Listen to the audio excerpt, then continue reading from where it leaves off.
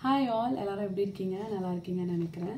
நம்ம வீட்டிலேருந்தே ஒரு பிஸ்னஸ் பண்ணிகிட்ருக்கோம். நமக்கு நிறைய டிஃபிகல்ட்டிஸ் இருக்குது. அதாவது ஃபேமிலியும் பார்த்துக்கணும், ப்ரொஃபஷனல் லைஃப்பையும் பார்த்துக்கணும்.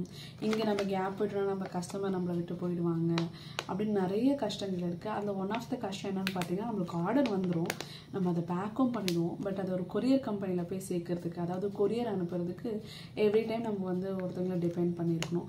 நம்ம வீட்டில் இருக்கவங்கள டிபெண்ட் பண்ணியே இருக்க வேண்டியது இருக்குது. இல்லை நம்ம கொஞ்சம் எல்லா ரெஸ்பான்சிபிலிட்டியும் கொஞ்சம் ஒதுக்கி வச்சுட்டு கொரியருக்கு போய் சென்ட் பண்ண வேண்டியதாக இருக்கும்.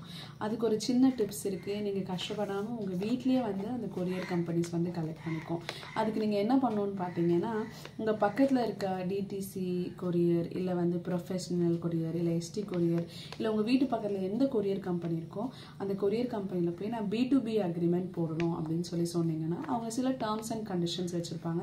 சில டாக்குமெண்ட்ஸ் நீங்கள் சப்மிட் பண்ணுற மாதிரி இருக்கும். That is very basic documents. அதாவது நீங்கள் எங்கே இருக்கீங்களோ அதுக்கு அட்ரஸ் ப்ரூஃப்கான ஒரு டாக்குமெண்ட் சப்மிட் பண்ணுற மாதிரி இருக்கும். ஒரு கம்பெனி ஒரு set of documents they're asking and ப்ரைஸிங்கும் வேரி ஆகும். ஃபார் எக்ஸாம்பிள் நீங்கள் வந்து இப்போ எஸ்டியில் வந்து பர் கேஜி நார்மலாக 60 rupeesனு சார்ஜ் பண்ணாங்கன்னா, நீங்கள் இந்த B2B அக்ரிமெண்ட் போட்டதுக்கப்புறம் உங்களுக்கு கம்மியாகும். அதாவது ஒரு 50, 55 இல்லை 50 rupeesக்குள்ளேயே கூட இருக்கும். அந்த டேரிஃப் டீட்டெயில்ஸ் எல்லாமே அவங்க சொல்லிடுவாங்க. ஸோ அந்த மாதிரி நீங்கள் இந்த டாக்குமெண்ட் சப்மிட் பண்ணி உங்களுக்கு இந்த டேர்ம்ஸ் அண்ட் கண்டிஷன்லாம் ஓகே ஆகிட்டு நீங்கள் வந்து அந்த டாக்குமெண்ட்டில் வந்து சைன் பண்ணிட்டீங்கன்னா அவங்க வீட்டுக்கே வந்து கலெக்ட் பண்ணிப்பாங்க உங்களோட பார்சல்ஸை.